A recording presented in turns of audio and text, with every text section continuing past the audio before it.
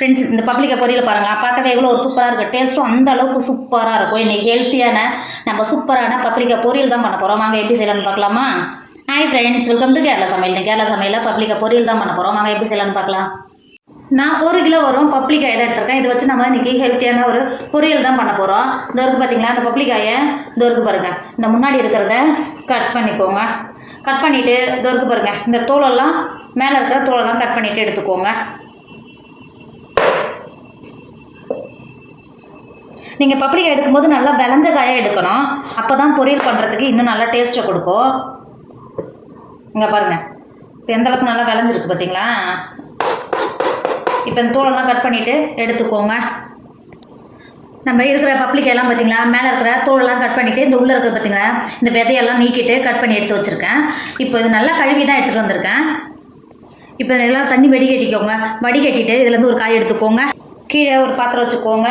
நம்ம காயெல்லாம் சீவும் பார்த்தீங்களா, கேரட்டு பீட்ரூட் எல்லாம் சீவும் பார்த்தீங்களா, இந்த காய் தான் எடுத்துக்கோங்க. இது இருக்குது பாருங்கள், பெருசாக இருக்குது பாருங்கள், அந்த இதை எடுத்துக்கிட்டு இந்த மாதிரி இந்த மாதிரி நல்லா துருவி எடுத்துக்கோங்க.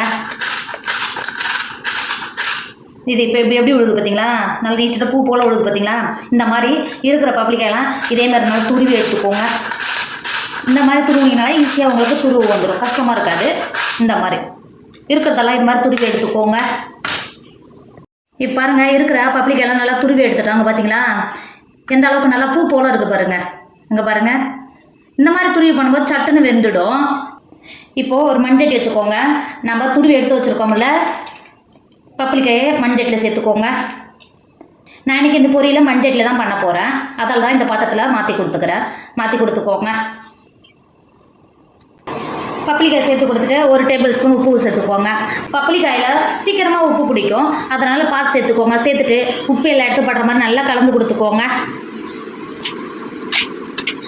இந்த அளவுக்கு நல்லா கலந்து கொடுத்துட்டு 3 டேபிள் ஸ்பூன் தண்ணி சேர்த்துக்கோங்க. தண்ணி எக்ஸ்ட்ரா நீங்கள் சேர்க்க தேவையில்லை. நம்ம உப்பெல்லாம் சேர்த்துக்கிறதுனால பப்ளிக்காயிலேருந்து நல்லா இறங்கி வரும். 3 டேபிள் ஸ்பூன் தண்ணி மட்டும்தான் நான் சேர்த்து கொடுத்துருக்கேன். அது கூடவே 2 கொத்து கருவேப்பிலையை இந்த மாதிரி எடுத்துகிட்டு கையில் கிள்ளி சேர்த்துக்கோங்க. இது மாதிரி நம்ம கருவேப்பிலை சேர்த்து வேக வைக்கும்போது இதோட டேஸ்ட்டு இன்னும் நல்லா, இதோட வாசனை இல்லை டேஸ்ட்டு நல்லா சூப்பராக இருக்கும். சேர்த்து கொடுத்துட்டு நல்லா கலந்து கொடுத்துக்கோங்க. நம்ம சேர்த்த உப்பு, கருவேப்பிலை, தண்ணி இது 3 சேர்ந்து வர மாதிரி நல்லா கலந்து கொடுத்துக்கோங்க. இந்த அளவுக்கு நல்லா கலந்து கொடுத்துட்டு மூடி ஒரு 10 நிமிஷத்துக்கு மட்டும் வேக வச்சுக்கோங்க. பப்ளிக்காய் சட்டுன்னு வெந்து வந்துடும். 10 நிமிஷம் மட்டும் வேக விடுங்க. பப்ளிக்காய் வேக விட்டு இப்போ ஒரு மிக்ஸி ஜார் வச்சுக்கோங்க. இதில் 1/4 கப்பு தேங்காய் எடுத்துக்கோங்க. நீங்கள் எந்த அளவுக்கு பப்ளிக்காய் எடுத்துக்கலாம் அதுக்கு அனுசரித்து தேங்காய் எடுத்துக்கோங்க. நான் 1/4 கப்பு தேங்காய் எடுத்துக்கிறேன். ஒரு மிக்ஸி ஜாரில் சேர்த்து கொடுத்துக்கோங்க. அது கூடவே 2 பச்சை மிளகா சேர்த்து கொடுத்துட்டு, அது கூடவே 5-6 சின்ன வெங்காயம் சேர்த்து கொடுத்துக்கோங்க. சேர்த்து கொடுத்துட்டு மிக்ஸி மூடி நல்லா குறப்பாக அரைச்சி எடுத்துக்கோங்க. ஃப்ரெண்ட்ஸ், நம்ம அரைச்சது இந்த அளவுக்கு இருக்கணும் பார்த்தீங்களா, இந்த மாதிரி இருக்கணும். ஃப்ரெண்ட்ஸ், இப்போ பாருங்கள், பப்ளிக்காய் எந்த அளவுக்கு நல்லா வெந்திருக்கு பார்த்தீங்களா. இங்கே பாருங்கள், நம்ம சேர்த்த தண்ணியோட எந்த அளவுக்கு நல்லா வெந்து வந்திருக்கு பாருங்கள். இந்த அளவுக்கு வெந்தாவே போதும். இப்போ நம்ம ஏற்கனவே மிக்ஸியில் அரைச்சி எடுத்து வச்சுருக்கோம்ல தேங்காய் பீதை இவ்வளோ சேர்த்துக்கோங்க. சேர்த்துட்டு நல்லா கலந்து கொடுத்துக்கோங்க.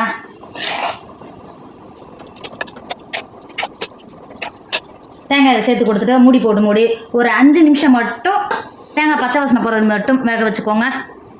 இப்போ பாருங்கள், 5 நிமிஷம் ஆயிடுச்சு. சேர்த்த வெங்காயம், பச்சை மிளகாலாம் மிக்ஸியில் அரைச்சோம் பார்த்தீங்களா, அதோட பச்சை வாசனை எல்லாம் போயிடுச்சு. இப்போ இறக்கிக்கோங்க. இப்போ அடுப்பில் இரும்பு வானல் வச்சுக்கோங்க. இதில் ஒரு 2 டேபிள் ஸ்பூன் எண்ணெய் சேர்த்துக்கோங்க. எண்ணெய் சேர்த்து எண்ணெய் நல்லா சூடாயிடுச்சு. இப்போது 2 டேபிள் ஸ்பூன் உளுத்தம்பருப்பு சேர்த்துக்கோங்க. சேர்த்து கொடுத்துட்டு அது கூடவே 2 காஞ்சி மிளகா கட் பண்ணி சேர்த்துக்கோங்க. காஞ்சி மிளகா நல்லா பொரிஞ்சு வந்துட்டு 1/2 டேபிள் ஸ்பூன் கடுகு சேர்த்துக்கோங்க.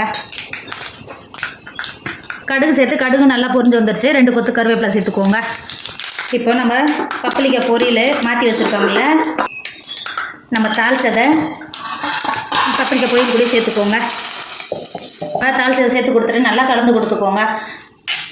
நம்ம இந்த மாதிரி பப்ளிக்காய் பொரியல் செய்யும்போது உடம்புக்கு ரொம்ப ஆரோக்கியம். டேஸ்ட்டும் அந்தளவுக்கு சூப்பராக இருக்கும். பப்ளிக்காய் பொரியல் புளிக்குழம்பு, காரக்குழம்பு, வத்த குழம்பு இது கூட வச்சு சாப்பிடும்போது இதோட டேஸ்ட் இன்னும் சூப்பராக இருக்கும்.